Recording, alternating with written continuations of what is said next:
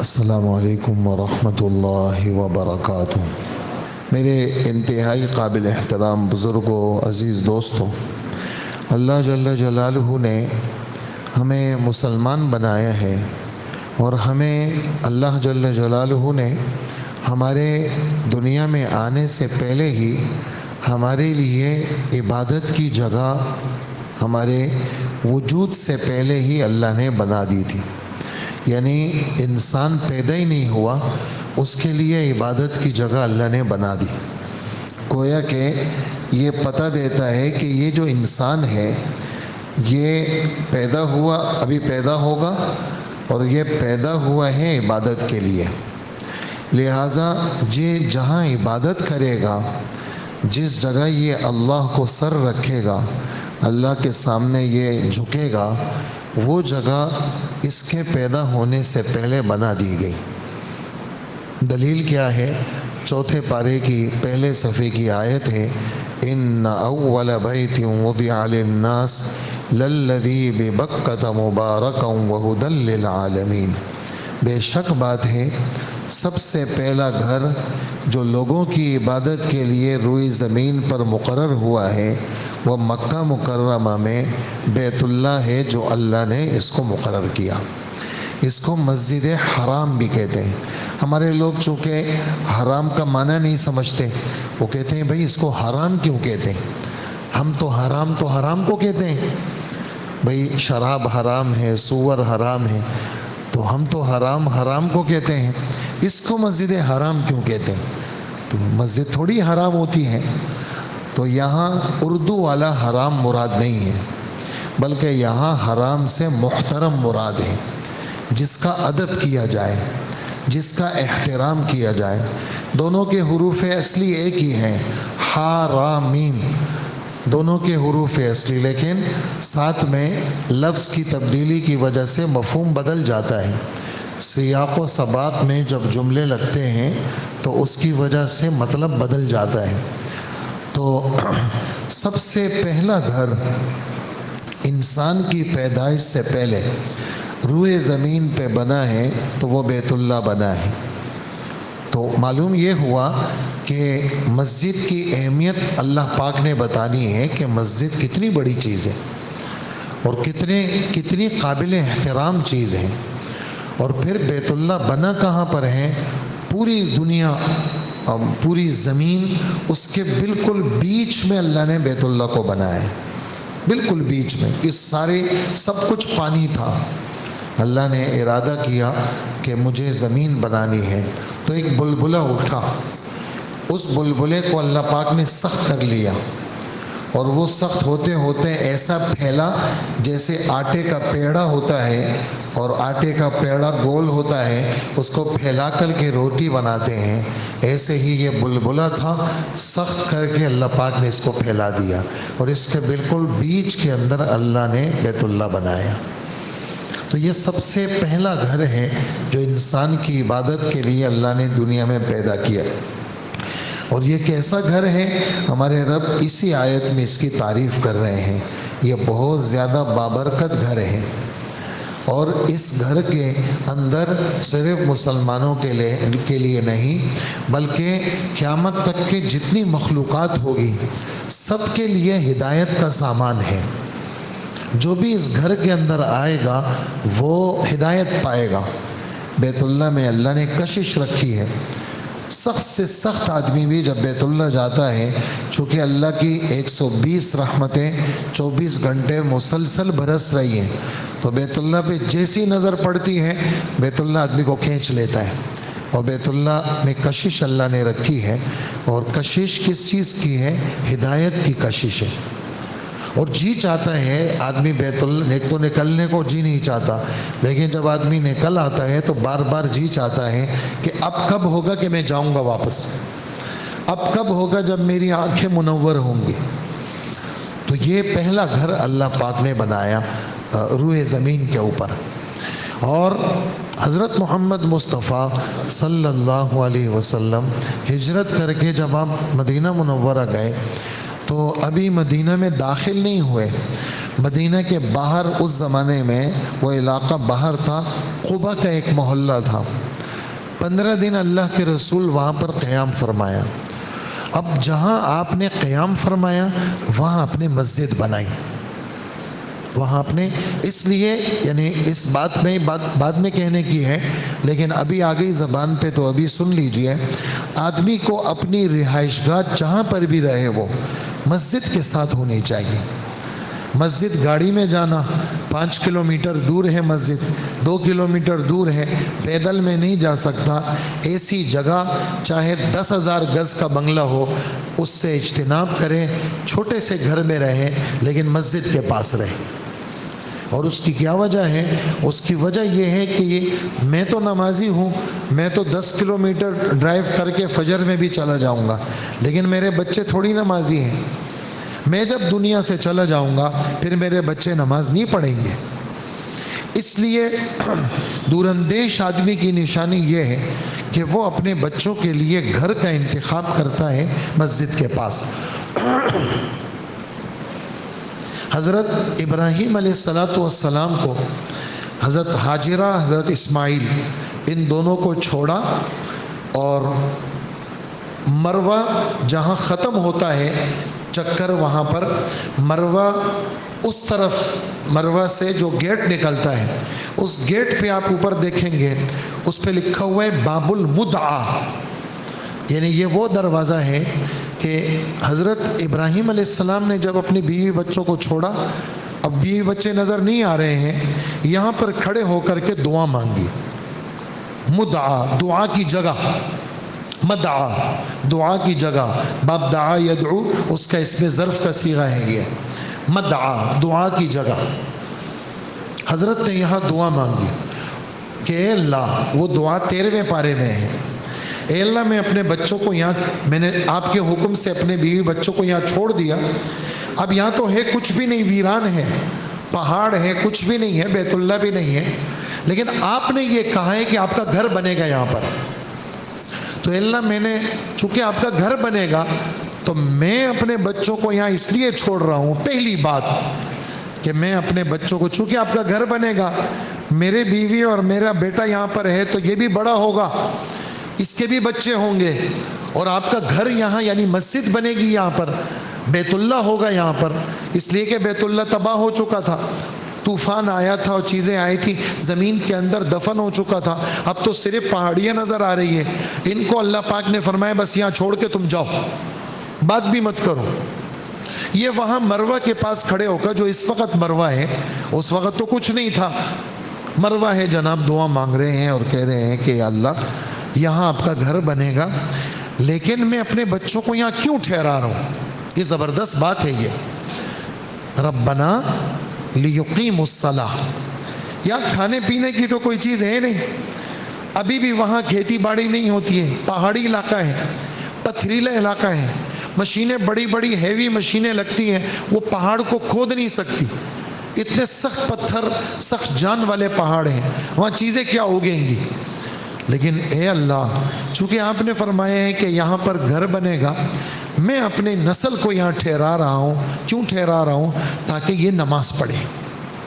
आपका घर बनेगा, मैंने भी अपने बच्चों को यहाँ ठहरा दिया। क्यों ठहराया मस्जिद के पास? ताकि नमाज पढ़े। हमारे उस्ताद जो शहीद हो गए थे एयरलाइन के हादसे में, उनके दादा सहारनपुर के पड़े हुए, तो गांव के अंदर चट्टान के ऊपर एक जगह थी, वहीं पर एक मस्जिद बनाई, और उस मस्जिद का जो अजान खाना है वो अपने घर में रखा। मस्जिद बस अजान दे करके अगला कदम मस्जिद में, तो अजान खाना घर में रखा, मस्जिद में अजान खाना नहीं रखा। और अपने बेटे को कहा, चूँकि ये सब इस वक्त जो उनके पोते हैं, यानी उनके यानी पोतों की औलाद यानी पड़ पोते, वो सारे मसाजिद के बड़े बड़े मसाजिद के इमाम हैं, लेकिन वो निकले वहीं से हैं कि मैंने अजान खाना इसलिए यहाँ मस्जिद के अंदर, घर के अंदर अजान खाना इसलिए रखा है ताकि आपके बच्चे नमाजी हों और मेरे से जो नस्ल चले वो नमाजी नस्ल हो। तो मस्जिदों से दूरी ये अच्छी चीज़ नहीं है। दूर रहना मस्जिद से, दुकान पे नमाज पढ़ ली, यार क्या करें, कौन चल के जाएगा, آپ کو پتہ ہے مسجد کی طرف جانا، حضرت محمد مصطفیٰ صلی اللہ علیہ وسلم فرماتے ہیں ایک رات صبح تو مسجد نبوی میں نماز جلدی ہوتی تھی، اس لیے کہ مجمع موجود ہوتا تھا۔ صحابہ کہتے ہیں کہ ایک دن ایسا ہوا، یہ کل ہمارے سبق میں یہ حدیث گزری ہے، بالکل تازہ میں نے کل پڑھائی ہے تو آج آپ کو سنا رہا ہوں یہ حدیث، اسی مناسبت سے یہ بات کہ بھئی مسجدوں کی طرف چل کے آنے میں کیا چیز ہے۔ یہ جو سستیاں آ گئی ہیں کہ گھر پہ پڑھ لو نماز، آفس میں پڑھ لو اور بس جان چھڑا دو نماز سے۔ اچھے گھر ہم نے بنا لیے، اچھے بنگلے بنا لیے، اچھی چیزوں پہ رہتے ہیں، مسجد کون آئے گا نماز پڑھنے؟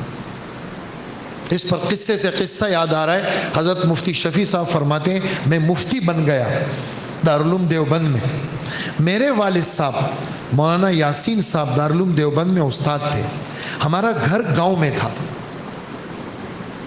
ہمارا گھر، یہ مفتی شفیع صاحب مولانا تقی عثمانی صاحب کے والد صاحب، تقی عثمانی صاحب کے دادا مولانا یاسین صاحب۔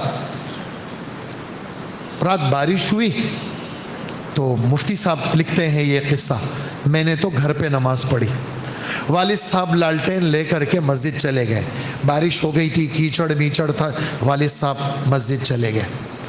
واپس جب آئے تو مجھ سے کہنے لگے آپ تو مفتی صاحب ہیں، حالانکہ میرے والد ہیں، کہا آپ تو مفتی صاحب بن گئے، آپ تو بڑے آدمی ہیں، اب ہم آپ کو کیسے کہیں؟ آپ یہی کہیں گے کہ بارش ہو گئی، گھر ہی کے اندر گنجائش ہے نماز پڑھنے کی۔ لیکن سن لو مفتی صاحب، اگر آپ بھی گھر میں نماز پڑھو گے تو عوام کا کیا بنے گا؟ عوام تو پہلے گھر میں نماز پڑھے گی۔ ہمیں تو مشقت اٹھا کر کے مسجدوں کو آباد کرنا ہے، ہمیں تو مشقت اٹھا کر کے کس کو آباد کرنا ہے؟ مسجد کو آباد کرنا ہے۔ تو مسجد کے ساتھ جوڑ اور مسجد کے ساتھ رہنا یہ نئی باتیں نہیں ہیں، یہ تو نبیوں سے ورثے میں ملی ہوئی باتیں۔ وہ تو ہم بدل گئے، ہم نے اپنی راحتیں، اپنی سہولتوں کو دیکھ کر کے ہم نے اپنے دکانوں کے اندر مسجدیں بنا لی اور اپنے بلڈنگوں میں مصلے بنا لیے۔ جی ہم تو یار 25 منزلہ سے کون نیچے اترے گا، اندر ہی جو ہے نا جو ہے پارکنگ میں ایک مسجد چھوٹی سی بنا لو، بس وہیں امام رکھ لو، وہیں نماز پڑھو۔ آپ کو کیا پتا وہ پارکنگ والی مسجد کا کیا اجر ہے اور آپ کی یہاں کی مسجد کا کیا اجر ہے؟ اس میں جو مشقت ہے وہ اس میں کہاں رکھی ہے؟ تو میں قصہ سنا رہا تھا آپ کو حدیث کا کہ صحابہ کہتے ہیں صبح دیر ہو گئی، اللہ کے رسول ہم دیکھ رہے ہیں آسمان کو کہ قریب ہے کہ کہیں سورج نہ نکل آئے، اللہ خیر کرے، اللہ کے رسول کا پتہ ہی نہیں ہے۔ فجر کی نماز، بس اللہ کے رسول تیزی میں نکلے، گھر سے تیزی میں نکلے، تشریف لائے اور فرمائے جلدی سے تکبیر کہی گئی، آپ نے مختصر سی نماز پڑھائی اور پھر نماز کے بعد ہماری طرف آپ نے رخ کیا، آپ نے فرمایا یہیں پر اپنی جگہوں میں بیٹھے رہو، میری بات سنو کہ مجھے کیوں تاخیر ہوئی۔ اور پھر فرمانے لگے رات ایسا ہوا میں تہجد میں اٹھا، جو میرے مقدر میں تھا، قسمت میں تھا، ما قدر علی کا لفظ ہے، جو میری قسمت میں تھا میں نے تہجد کی نماز پڑھی، یہاں تک کہ اسی میں مجھے نیند آنے لگی، میرا بدن بھاری ہو گیا تو میں سو گیا۔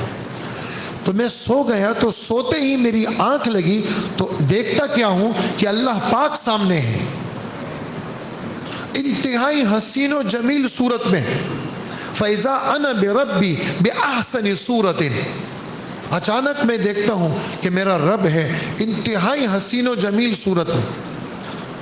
تو میرے رب مجھ سے پوچھ رہے ہیں کہ اے محمد صلی اللہ علیہ وسلم، یہ جو اوپر والے فرشتے ہیں آپس میں ان کا مذاکرہ چل رہا ہے، بات چیت چل رہی ہے، یہ کن اعمال کے بارے میں، کن چیزوں کے بارے میں ان کی بات چیت ہے؟ میں نے کہا مجھے تو پتہ نہیں ہے یہ فرشتے کیا باتیں کر رہے ہیں۔ تو جب میں نے لا علمی کا اظہار کیا تو اللہ پاک نے اپنا دست مبارک میرے دونوں کندھوں کے بیچ میں رکھا، اس ہاتھ مبارک کی ٹھنڈک میں نے اپنے سامنے سینے میں محسوس کی، اور جب میں نے سینے میں محسوس کی تو دنیا بھر کی ساری چیزیں میرے سامنے واضح ہو گئی، دنیا کھل گئی میرے سامنے. اب مجھ سے پوچھ رہے ہیں ذرا یہ تو بتائیں آپ, یہ عالم بالا والے فرشتے ان کا مذاکرہ کس چیز میں چل رہا ہے؟ میں نے کہا جی اب بتا سکتا ہوں آپ کو. ان کا مذاکرہ ان اعمال میں چل رہا ہے جن اعمال کی برکت سے اللہ لوگوں کے گناہوں کو معاف کرتے ہیں اور لوگوں کی بخشش ہو جاتی ہے. پھر پوچھا اللہ پاک نے ذرا تو بتاؤ کون سے وہ اعمال ہیں جس سے گناہ معاف ہوتے ہیں؟ فرمائے نمبر 1, نماز پڑھ کر کے اگلی نماز کے انتظار میں بیٹھنا, نماز پڑھ کر کے بیٹھے رہنا. اس حدیث میں تو انتظار کا لفظ ہے. میں صرف ایک حدیث آپ کو اس کے بیچ میں سنانا چاہتا ہوں تاکہ وہ مجھ سے رہ نہ جائے. کبھی موقع ہوگا تو تفصیل سے سناؤں گا کہ اللہ کے رسول فرماتے ہیں نماز پڑھ کر کے ایک آدمی اپنی جگہ پہ رہتا ہے, فرشتے اللہ مقرر کر لیتے ہیں اس کے لیے بخشش کی دعا کرو. نماز پڑھ کر کے بیٹھنا, یہ جو نماز پڑھ کر کے ایک دم اٹھنے کا رواج ہے, خدا کا واسطہ اس رواج کو ختم کرے. تھوڑی دیر 1 منٹ 2 منٹ 1 منٹ تھوڑا سا آیت الکرسی پڑھ لی, آخری صورتیں پڑھ لی, سبحان اللہ الحمدللہ اللہ اکبر پڑھ لیا اور 1 منٹ کی دعا مانگ لی. یہ سلام پھرتے ایک دم اٹھنا. یہ جتنا مجمع بیٹھا ہے جو میری بات سن رہا ہے یہ نیت کریں کہ ہم کبھی بھی سلام پھر کر کے جائیں گے نہیں. آپ سے کہہ رہا ہوں انشاءاللہ تو کہاں کریں نا, یہ باتیں ویسی نہیں سنائی جاتی کہ کوئی آپ کا کوئی پرچہ ہوگا آپ پرچہ دیں گے, نہیں, یا کوئی آپ کے نالج میں اضافہ کر رہا ہوں, نہیں. یہ تو تشکیل ہے کہ بھئی حضور کی بات آ گئی, آپ کے علم میں آ گئی, آپ نیت کریں کہ میں انشاءاللہ نماز پڑھ کے کبھی بھی اٹھوں گا نہیں, بیٹھا رہوں گا, تھوڑی دیر عمل کر کے دعا مانگ کر کے پھر جاؤں گا. تو اس حدیث میں فرمائے کہ پہلا عمل یہ ہے کہ نماز پڑھ کر کے اگلی نماز کے انتظار میں جو بیٹھے گا اللہ اس کے گناہوں کو صاف کریں گے. نمبر 2, پاؤں چل کر کے مسجدوں کی طرف پیدل آنا. فاصلہ ہے تو گاڑی میں بھی آ سکتے ہیں, اس زمانے میں گاڑیاں تھی نہیں اور قریب قریب تھا, اس وجہ سے یہ جملہ کہا. ورنہ اگر کوئی گاڑی میں مسجد آتا ہے کوئی حرج کی بات نہیں ہے. بہرحال مسجد کی حاضری دینا, اجی کیا ملے گا؟ اجی ہر قدم پہ ایک نیکی, ہر قدم پہ گناہ معاف, ہر قدم پہ جنت میں درجہ ملے گا. اور تیسرا وہ عمل ہے کہ فرمایا جو آدمی وضو کرتا ہے, پورا وضو کرتا ہے, ناگواری کے باوجود کرتا ہے. ناگواری کا کیا مطلب؟ شدید بخار ہے, پانی بہت برا لگ رہا ہے بدن پہ, لیکن یہ کہے کہ میں 3 دفعہ چہرہ دھوؤں گا, بھائی میں تو 3 دفعہ ہاتھ دھوؤں گا, بھائی میں تو اچھی طرح ٹانگیں اپنی پاؤں کو دھوؤں گا, بھئی میں تو اچھی طرح کلی اور ناک میں پانی ڈالوں گا, بھئی میں تو پورا وضو کروں گا. اسباغ الوضوء علی المکارہ, ناگواریوں کے باوجود پورا پورا وضو کرنا. یہ 3 باتیں فرشتے آپس میں مذاکرہ کر رہے ہیں. اچھا اور بتائیں اور کیا کر رہے ہیں فرشتے؟ کہ جی اور اے باری تعالیٰ وہ ان اعمال میں آپس میں مذاکرہ کر رہے ہیں جن اعمال سے جنت آدمی کی بنتی ہے اور جنت میں درجے بلند ہوتے ہیں. جی وہ کون سے ہیں؟ کہا کہ وہ 3 اعمال یہ ہیں, افشاء السلام, سلام کو پھیلانا, السلام علیکم کا رواج دینا, چاہے وہ ٹیلی فون کے اندر ہو, چاہے گھر کے داخلے میں ہو, گاڑی میں دروازہ کھولا ڈرائیور بیٹھا ہوا ہے السلام علیکم, گھر کے اندر داخل ہو گئے السلام علیکم, گھر سے نکل رہے ہیں السلام علیکم, سامنے سے کوئی بندہ آ رہا ہے السلام علیکم. اور نمبر 2 لین الکلام, نرم گفتگو کرنا. اور نمبر 3 الصلاۃ باللیل والناس نیام, رات کے وقت میں ایسے وقت میں نماز پڑھنا کہ لوگ سو رہے ہوں اور یہ نماز پڑھ رہا ہوں. یہ 3 چیزیں ایسی ہیں کہ اس سے جنت میں درجے بلند ہوتے. پھر فرمایا میرے رب نے مجھ سے کہا دعا مانگو, تو میں نے دعا مانگی, اللہم انی اسألک فعل الخیرات, اے اللہ میں آپ سے درخواست کرتا ہوں کہ مجھے نیکیاں کرنے کی توفیق دے دے. وَتَرْكَ الْمُنْكَرَاتِ، اے اللہ مجھے برائیوں کے چھوڑنے کی توفیق دے دے، وَحُبَّ الْمَسَاكِينِ، یا اللہ میں آپ سے درخواست کرتا ہوں کہ غریب لوگوں سے میں محبت کروں، وَأَن تَغْفِرَ لِي وَتَرْحَمَنِي، میری بخشش کر دے، میرے حال پہ رحم کر دے، اور اے اللہ اگر کہیں کوئی آزمائش اور عذاب اتارنے کا آپ کا فیصلہ ہے، یا اللہ میں عذاب اور آزمائش کو برداشت نہیں کر سکتا، مجھے امتحان سے پہلے ہی اپنے پاس بلا لے، اور اے اللہ میں آپ سے آپ کی محبت مانگتا ہوں، اے اللہ میں آپ سے آپ کی محبت مانگتا ہوں، اور جس سے آپ محبت کرتے ہیں ان کی محبت مانگتا ہوں، اور اے اللہ عمل کی محبت مانگتا ہوں جو عمل آپ کی محبت کے قریب کر دے۔ اور پھر آپ نے فرمایا سن لو اے مسلمانوں، یہ جو خواب میں نے دیکھا نا یہ ایسے ہی نہیں ہے بلکہ یہ سچ ہے، اس کو سیکھو، اس کو سکھاؤ اور دوسرے لوگوں کو بتاؤ اور خود بھی اس پر عمل کرو۔ تو یہ عرض یہ ہے کہ مسجدوں سے تعلق، بیت اللہ سب سے پہلا گھر، قباء کے اندر مسجد بنائی آپ نے، جمعے کے دن مسجد نبوی جا رہے ہیں آپ، 200 صحابہ آپ کے ساتھ ہیں، راستے میں جمعے کا وقت ہوا، ہمارے نبی نے خطبہ دیا، جمعے کی نماز پڑھائی، تو وہاں پر جمعے کی نماز پڑھائی، وہاں پر ہمارے نبی نے جو ہے وہ جمعہ پڑھایا، اس جگہ مسجد بنی مسجد جمعہ کر کے، اور اس محلے کا نام بھی مسجد جمعے کا محلہ۔ اور وہاں جب پہنچے مدینہ منورہ کی بستی میں، حضرت ابو ایوب انصاری رضی اللہ عنہ کے گھر میں آپ مہمان ٹھہرے، لیکن یتیم بچوں کی زمین تھی، وہ باقاعدہ پیسے دے کر کے آپ نے خریدی اور مسجد نبوی کی تعمیر کی آپ نے۔ تو مسجد یہ بہت بڑا اللہ پاک کی طرف سے ایک نعمت ہے۔ پھر مسجدوں میں 3 مسجدیں، یہ بڑھیا مسجدیں ہیں، ان کا ثواب بڑھیا ہے، جیسے بیت اللہ کا ذکر آپ نے سنا، بیت اللہ کا ذکر سنا، سب سے پہلی مسجد ہمارے حضرت ابو ذر رضی اللہ عنہ کی حدیث میں نے سنائی، سب سے پہلی مسجد وہ کون سی بنی؟ حجی سب سے پہلی مسجد بیت اللہ بنی، تفصیل آپ نے سن لی۔ اللہ کے رسول دوسری مسجد کون سی بنی؟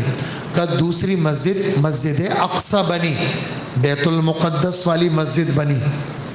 ان دونوں کے بیچ میں کتنا فاصلہ ہے؟ کہ ان دونوں کے بیچ میں 40 سال کا فاصلہ ہے۔ وجہ سب سے پہلے یہ مسجد تو حضرت آدم علیہ السلام نے بنائی، اور یہ مسجد اقصی انہوں نے ہی بنائی، آدم علیہ السلام نے۔ گویا کہ یہ مسجد اقصی ابراہیم علیہ السلام یا داؤد علیہ السلام یا یہودی مذہب، یہ ان کے ساتھ مسجد اقصی کا تعلق نہیں ہے۔ مسجد اقصی کا تعلق جس طرح بیت اللہ یہ پرانی مسجد ہے اور سب سے پہلی مسجد ہے، ایسے ہی مسجد اقصی بھی پرانی مسجد ہے اور پہلی مسجد ہے، یعنی دوسرے نمبر کی مسجد ہے۔ اور نماز کا ثواب بیت اللہ کے اندر 1 لاکھ کی نمازوں کا ثواب، اور اللہ کے رسول کی مسجد نبوی میں ایک حدیث میں 1000 نمازوں کا ثواب ملتا ہے۔ ابھی جو میں نے ابن ماجہ کی روایت سنائی اس میں مسجد نبوی میں 1 نماز کا اجر 50,000 نمازوں کے برابر ہے، اور بیت المقدس کے اندر نماز ایک حدیث میں 500 نمازوں کا ثواب، اور اس حدیث میں جو میں نے سنائی آپ کو خطبے میں ابن ماجہ کی روایت ہے اس میں 50,000 نمازوں کا اجر ملے گا۔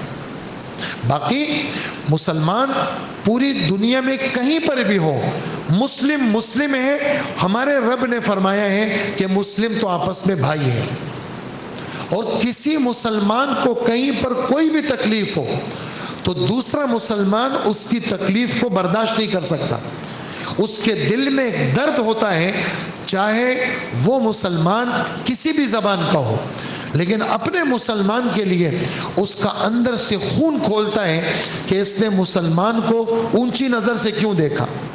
لیکن جو فلسطین کے مسلمان ہیں اور فلسطین کا جو علاقہ ہے اس کا معاملہ دیگر مسلمانوں سے مختلف ہے۔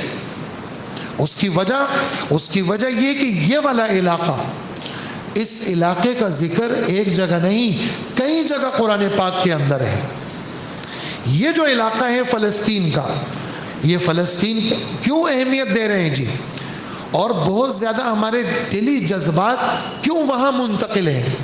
اس لیے کہ فلسطین کا علاقہ یہ نبیوں کی رہائش گاہ ہے۔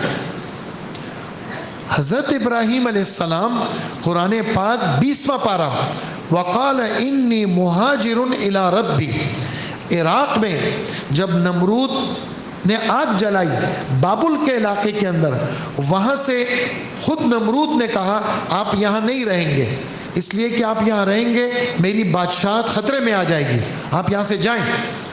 تو حضرت نے عراق سے جو ہجرت کی، کہاں ہجرت کی؟ فلسطین کی طرف ہجرت کی، اور فلسطین میں بستی ہے قریۃ الخلیل کے نام سے، اور حضرت کی قبر بھی وہیں پر ہے، ابراہیم علیہ السلام کی۔ اور مولانا ابراہیم صاحب دیولا، ان کی جماعت گئی، تبلیغی جماعت، اسی علاقے میں، کہنے لگے ابراہیم علیہ السلام جیسے مہمان نواز، قریۃ الخلیل میں کہا مخلوق جتنے بھی ہیں وہاں کے رہائشی انتہا درجے کے مہمان نواز۔ حالانکہ ابراہیم علیہ السلام کو ہزاروں سال ہو گئے، لیکن حضرت کی وہی برکات آج بھی فلسطین کے اس قریۃ الخلیل کے علاقے میں موجود ہے۔ تو یہ علاقہ نبیوں کا علاقہ ہے۔ حضرت داؤد علیہ السلام پوری زندگی فلسطین میں گزاری۔ حضرت سلیمان علیہ السلام، چیونٹیوں کا وہ واقعہ کہ حضرت کا لشکر آ رہا ہے اور چونٹیوں نے کہا اے چونٹیوں اپنے اپنے بلوں میں گھس جاؤ، حضرت سلیمان علیہ السلام کا لشکر تمہیں رون نہ ڈالے۔ یہ واقعہ کہاں پیش آیا؟ قرآن سورہ نمل پوری اتری ہے 19ویں پارے کے اندر، یہ واقعہ فلسطین میں پیش آیا ہے۔ فلسطین یہ نبیوں کا علاقہ۔ حضرت زکریا علیہ السلام کے عبادت خانہ فلسطین کے اندر، حضرت داؤد علیہ السلام فلسطین میں، حضرت سلیمان علیہ السلام فلسطین میں، حضرت مریم جبکہ بچی تھی اور بے موسم پھل حضرت مریم کو اللہ نے جہاں کھلائے ہیں وہ بیت المقدس کے کمرے میں کھلائے ہیں جبکہ وہ بچی تھی، اور بغیر باپ کے جو اللہ پاک نے حضرت عیسیٰ علیہ السلام حضرت مریم کو عطا کیے، اسی فلسطین میں عطا کیے۔ اور وہ درخت کھجور کا، وہ درخت جس کا ذکر 16ویں پارے میں ہے کہ آپ ذرا اس کو ہلائیے، آپ کے سامنے تازہ کھجور یہ درخت گرائے گا، وہ درخت فلسطین میں ہے۔ حضرت عیسیٰ علیہ السلام جو آسمان پر زندہ اٹھائے گئے وہ فلسطین سے اٹھائے گئے۔ حضرت عیسیٰ علیہ السلام شام کی جو منارہ ہے دمشق کا، وہاں اتریں گے، ایک قول کے مطابق وہ بیت المقدس کے منارے پہ اتریں گے۔ اس وقت منارہ نہیں ہے، لیکن حضرات محدثین لکھتے ہیں اس وقت جب حضرت آئیں گے ممکن ہے منارہ بن جائے، اس لیے کہ بہت زیادہ اقوال اس کے ہیں کہ حضرت عیسیٰ علیہ السلام آسمان سے کہاں اتریں گے؟ بیت المقدس میں اتریں گے، اور دجال کو عیسیٰ علیہ السلام قتل کریں گے۔ کون سی جگہ پہ؟ حدیث میں لفظ ہے باب اللد کا، اس وقت اسرائیل غاصب کا وہاں پر ایئرپورٹ ہے، اللہ کے رسول فرما رہے ہیں کہ باب اللد میں حضرت عیسیٰ علیہ السلام دجال کو قتل کریں گے۔ ان بنیادوں پر ہمارا دل فلسطین کے ساتھ ہے کہ یہ آسمان، اور قرآن اس کا ذکر کر رہا ہے سبحان الذی اسریٰ بعبدہ لیلا، پاک ہے اللہ کی ذات جس نے رات کے وقت میں محمد صلی اللہ علیہ وسلم کو لے کے گئے کہاں؟ من المسجد الحرام، بیت اللہ مسجد حرام، مسجد بڑی مسجد بیت اللہ والی مکہ مکرمہ کی، کہاں لے گئے؟ الی المسجد الاقصی، مسجد اقصی کی طرف گئے۔ سٹاپ کہاں ہوا؟ سٹاپ وہاں پر ہوا۔ سواری کیا تھی؟ سفید رنگ کا خچر تھا۔ اس کا قدم کیسے پڑتا تھا؟ جہاں نظر وہاں قدم، ایسی سواری تھی۔ آنن فانن کہاں پہنچے؟ فلسطین پہنچے، بیت المقدس۔ سواری باندھی گئی مسجد کے اندر، ہمارے رب نے 1.25 لاکھ نبیوں کو آسمان سے اتار کر کے مسجد اقصی کے اندر مقتدی بنایا اور محمد الرسول اللہ کو امام بنایا۔ اللہ اکبر! یہ امامت تو یہاں نہیں ہو سکتی تھی، امامت کے لیے اس جگہ کا انتخاب کیا، تو کچھ ہے مسجد اقصیٰ کے اندر، جبھی تو اس جگہ کا انتخاب کیا، اس لیے کہ انبیاء کی ایک بہت بڑی تعداد یہاں پر ہے، انبیاء کی بہت بڑی تعداد یہاں پر ہے۔ حضرت موسیٰ علیہ السلام کی وفات کا جب قریب آیا، بخاری شریف میں یہ حدیث موجود ہے کہ اے اللہ، میں آپ سے درخواست کرتا ہوں، مجھے اگر موت دینی ہے، موت کا وقت آ گیا، مجھے مسجد اقصیٰ کے پاس بیت المقدس میں مجھے موت دے دیجئے۔ تو اللہ جل جلالہ نے وہیں موت دی، موسیٰ علیہ السلام وہیں پر دفن ہیں، اور اللہ کے رسول فرماتے ہیں میں اگر وہاں چلا جاؤں اور جو نشانیاں موسیٰ علیہ السلام نے نقل کی ہے، میں تمہیں ہاتھ کے اشارے سے بتا دوں گا کہ موسیٰ علیہ السلام کی قبر یہ ہے۔ 5000 صحابہ کرام وہ یہاں پر شہید ہوئے ہیں بیت المقدس کو رومیوں کے قبضے سے آزاد کرنے کے لیے۔ یہ کوئی معمولی جگہ ہے، ایک نہیں بے شمار واقعات بیت المقدس کے ہیں، اس لیے مسلمانوں کے دل اس وقت زخمی ہے، اور فلسطین کے مسلمانوں کے ساتھ مسلمانوں کے دل ہیں، اور اللہ جل جلالہ عالم اسلام کو جتنے بھی ان کے حکمران ہیں، عالم اسلام ملیشیا سے لے کر مراکش تک یہ سارے مسلمان ہیں، اللہ پاک ان کے دلوں کو بیدار کرے، اور اللہ جل جلالہ کافروں کے قبضے سے اس بیت المقدس کو بھی خلاصی دے اور مسلمانوں کو بھی وہاں سے خلاصی دے۔ اور اللہ جل جلالہ روزانہ ہمارے حضرات کہتے ہیں، علماء کرام، مولانا تقی عثمانی صاحب، سارے علماء کرام وہ کہتے ہیں بھی کچھ نہیں تو 2 نفل تو پڑھو، 2 نفل پڑھ کے اپنے بھائیوں کے لیے دعا تو کرو، تبصرے مت کرو، تبصرے مت کرو، 2 نفل سورہ یاسین صدقہ دے کر کے اپنے مسلمان بھائیوں کے لیے کیا کرو، دعا تو کرو، تاکہ اللہ پاک کافروں کو اگر ان کی قسمت میں ہدایت ہو تو ہدایت مل جائے، اگر نہیں ہے تو اللہ جل جلالہ ان کو چن چن کر کے ہلاک کر دے۔ تو یہ بیت المقدس کی یہ میں نے مختصر بتائی ہے، اس میں کافی ساری باتیں ابھی بھی ہیں، انشاءاللہ کسی موقع پہ عرض کریں گے۔ اللہ جل جلالہ ہمیں عمل کی توفیق عطا فرمائے۔ وصلی اللہ وسلم علی نبینا محمد وآلہ واصحابہ اجمعین۔